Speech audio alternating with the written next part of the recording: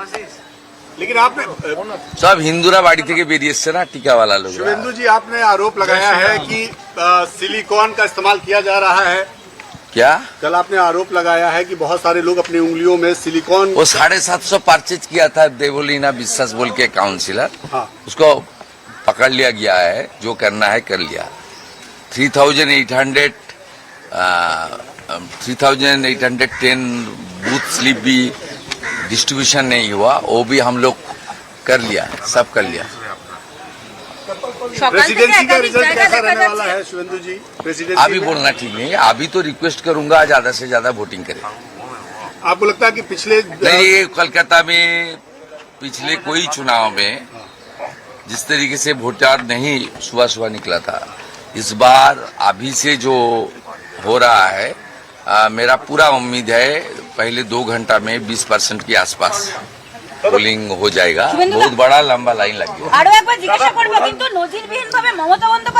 काल तो एक आदमी मुझे लेक कालीबाड़ी में मिला जो फ्रांस से आया वोट देने। बहुत सारा लोग, ठीक है चलिए, मुझे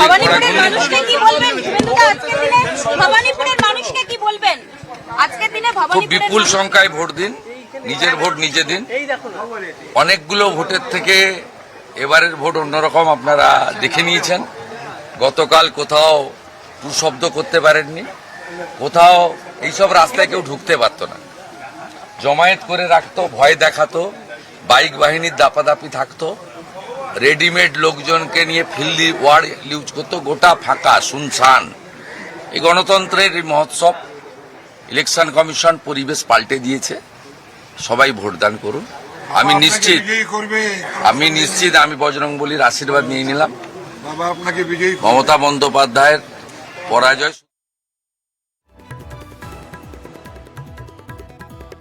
यहाँ पर बीजेपी नेता शुभेंदु अधिकारी को उन्होंने कहा कि किस तरह से मतदान की प्रक्रिया जारी है, और आपको ये भी बता दें कि वो खुद भी भवानीपुर के जो तमाम मतदान केंद्र है वहां पर जाकर जायजा ले रहे हैं कि किसी तरह की समस्या वहां पर मतदाताओं को ना हो रही हो, या शांतिपूर्वक मतदान संपन्न हो रहे हैं, नहीं हो रहे हैं। इन तमाम चीजों का जायजा लेने के लिए वो खुद भी पहुंच रहे हैं अलग अलग मतदान केंद्रों पर। और इसके साथ ही हम तस्वीरें आपको दिखा रहे हैं। पश्चिम बंगाल में चुनाव प्रक्रिया जारी है, और आज यानी कि दूसरे चरण का चुनाव पश्चिम बंगाल में कई मायनों में इसलिए भी महत्वपूर्ण है क्योंकि आज जिन 8 जिलों की 142 सीटों पर पहुंचेंगे अनुपम, और वहां पे कितना उत्साह देख लिया। बहुत उत्साह लगता है जैसे कि भगवान से मुलाकात हो गई। हमने इसी बनारस में मोदी को जो है 12-13 सालों से हम देख रहे हैं, लेकिन आज एक उनके चेहरे पे अजब दूसरी तरह की चमक दिखाई दी। वो चमक हमें 4 मई को डबल होने वाली है। 4 मई को डबल होने वाली है अनुपम। तो आप कार्यकर्ताओं के अभी उत्साह सुन रहे होंगे, उनके जज्बात सुन रहे होंगे, और यहाँ से प्रधानमंत्री का जो काफिला है वो अब आगे की ओर बढ़ गया है, और यहाँ से अब निकल के चौका घाट और विश्वनाथ मंदिर होते देखला भैया मोदी जी के देख के लगा तो विश्वकर्मा जी गए हम लोग के सामने से। भैया देखिए कितना मुस्कुराहट देते हुए अपने लोगों को अपना तो दिखाते हुए जाए, मुस्कान के कितना लगा कि अपना कोई जा रहा है, अलग इतिहास दिखाई दे रहा है।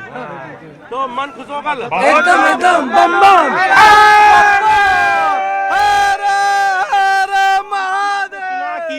प्रधानमंत्री नरेंद्र मोदी को देखने के बाद क्या सोच रहे हैं कार्यकर्ता, कितना उत्साह है, और यहाँ से कार्यकर्ता जो है वो यहीं पर हैं, और जो प्रधानमंत्री नरेंद्र मोदी का जो रोड शो है वो अब आगे बढ़ गया है चौका घाट की तरफ, और चौका घाट से कुछ ही देर में प्रधानमंत्री नरेंद्र मोदी श्री काशी विश्वनाथ मंदिर पहुंचेंगे। अनुपम।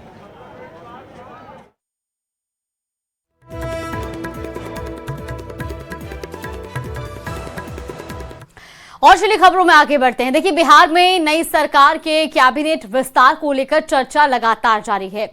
सूत्र बता रहे हैं कि बंगाल चुनाव रिजल्ट के बाद मई के पहले हफ्ते में सम्राट मंत्रिमंडल का विस्तार होगा, और अब सवाल है कि कौन कौन मंत्री बनेंगे, नए कौन होंगे जिनको मौका मिलेगा, या पुरानों पर ही भरोसा जताया जाएगा। आखिर कैसी होगी नए मुख्यमंत्री की नई कैबिनेट, ये रिपोर्ट देखिए।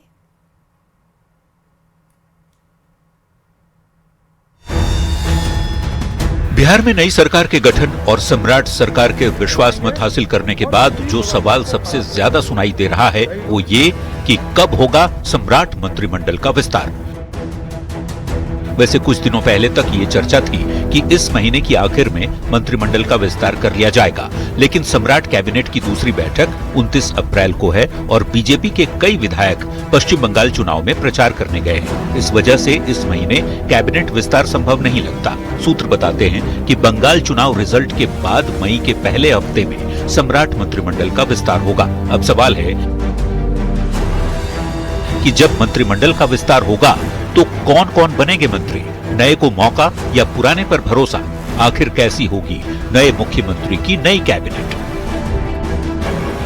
बात अगर जेडीयू की जाए तो जेडीयू की तस्वीर साफ दिख रही है। नीतीश कैबिनेट के अधिकांश मंत्री रिपीट हो सकते हैं, यानी 8 पुराने मंत्री दोहराए जा सकते हैं। विजय चौधरी और विजेंद्र यादव पहले से ही डिप्टी सीएम बन चुके हैं। बचे हुए मंत्री का नाम भी करीब करीब तय है। श्रवण कुमार, लेसी सिंह, अशोक चौधरी, जमा खान, शीला मंडल, सुनील कुमार, रत्नेश सदा का मंत्री बनना करीब करीब तय माना जा रहा है। बचे हुए 5 या 6 सीट पर थोड़ा बदलाव की संभावना है। कुशवाहा कोटे से भगवान सिंह कुशवाहा और जयंत राज के नाम की चर्चा है। वहीं नए कैबिनेट में टीम निशांत की छवि भी दिख सकती है। कुछ युवाओं और महिलाओं को जगह मिल सकती है। मंत्रिमंडल का तो विस्तार हो ही जाएगा, ससमय हो जाएगा और सरकार भी 7 निश्चय 3 पर चलेगा।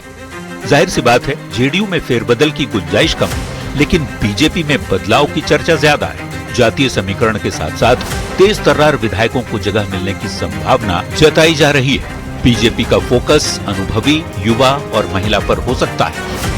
बीजेपी के प्रदेश अध्यक्ष संजय सरावगी कहते हैं मंत्रिमंडल पूरी तरह से संतुलित होगा, जो बिहार की जनता की कसौटी पर खरा उतरेगा। मुझे लगता है माननीय मुख्यमंत्री हैं, 2 उप मुख्यमंत्री हैं, तो जल्द ही कैबिनेट की जो है, मुझे ऐसा लगता है कि जल्द ही कैबिनेट का पुनर्गठन होगा, ऐसा मुझे लगता है।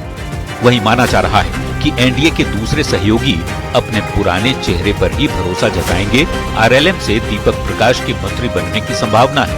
वहीं चिराग पासवान अपने दोनों मंत्री संजय पासवान और संजय सिंह को दोबारा मौका देंगे, जबकि हिंदुस्तानी अवाम मोर्चा से जीतन राम मांझी के बेटे और पार्टी के अध्यक्ष संतोष मांझी एक बार फिर से मंत्री बन सकते हैं। जहां तक नयापन देखने की बात है वो भारतीय जनता पार्टी में दिख सकती है, जिसमें युवा, महिला, अनुभवी चेहरे से लेकर के और क्षेत्रीय संतुलन की बात हो सकती है। कुल मिलाकर सबकी नजर मंत्रिमंडल विस्तार और कैबिनेट विस्तार में किसे मिलेगा मौका, इसी पर टिकी है। न्यूज़ 18 के लिए पटना से आनंद अमृतराज के साथ ब्यूरो रिपोर्ट।